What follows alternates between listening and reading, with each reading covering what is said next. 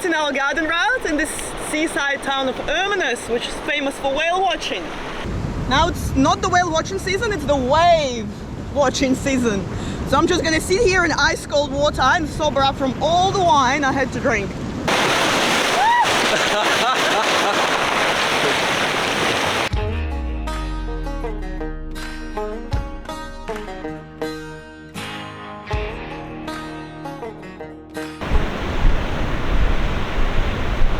And this is where Indian Ocean meets Atlantic Ocean, Cape Aghulas, the most southern tip of the African continent. Portuguese explorers called it Cape of Needles or Cape Aghulas many years ago because they noticed that their compasses don't affected by magnetic variation. So the true north is exactly the same as magnetic north, hence Cape of Needles, Cape Aghulas.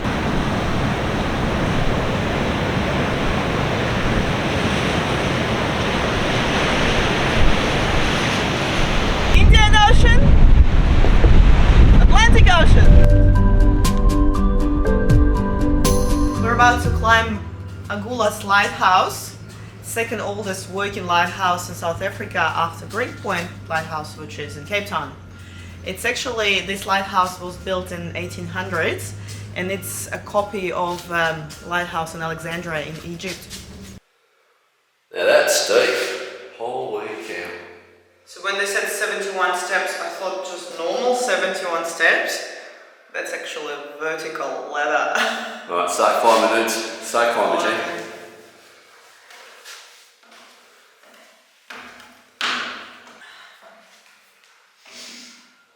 You can't do it sideways because it's too steep and watch your head. The old staircase, steps, like a rickety old ladder. Oh. Imagine rushing in going, oh no, I forgot to turn the light on. I forgot to turn the light on. Oh, wow. Look at this. What do we go out? We can. Yes. Oh, wow. Look at that. Come on. Oh wow. Whoa. Wow. That's a view.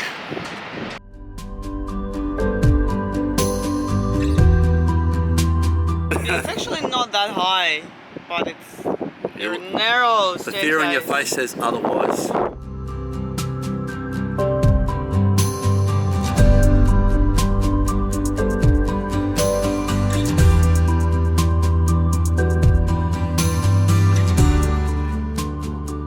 Behind us there is the most treacherous coastline of Africa and one of the most treacherous waters in the entire world. What down there?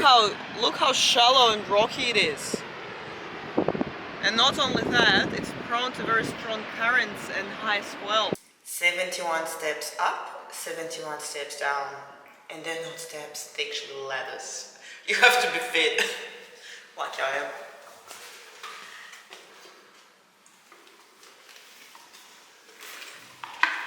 Oh shit, it's moving.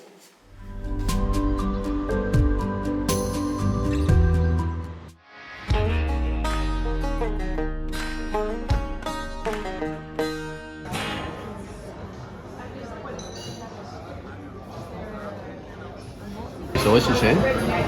So these oysters, oh, we've got double whammy. These are local oysters here in Knysna, but they're so sweet. Super fresh. So Knysna, honey. So Knysna has this incredible inlet here with the harvest of the oysters. So it's just completely still like a pond right here. We've come here especially to Knysna to actually get a bird's eye view of the headlands, because we are planning on navigating through this in a few months' time. We are glad that we've come here because it is quite treacherous, and we're trying to gauge now at what tide shall we come through.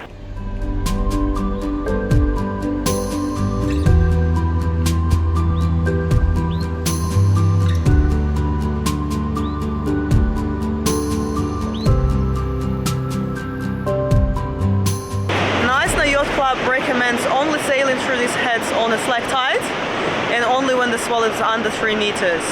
what you guys are seeing now is actually flooding tides and a swell of 3.5 meters. So don't worry, today would not be the day would ever attempt to do this. Also an unwritten rule that the all crew has to wear life jackets and all the hatches have to be shut when navigating these waters. We'll make sure we'll play it safe.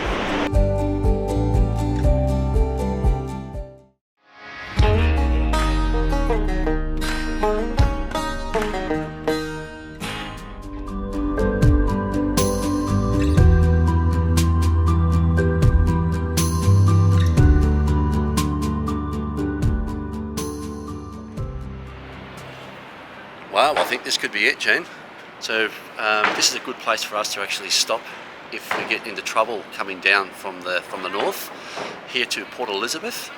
We're just going to have a bit of a look around. I want to find out the prices on the marinas here in case we need to pull into here.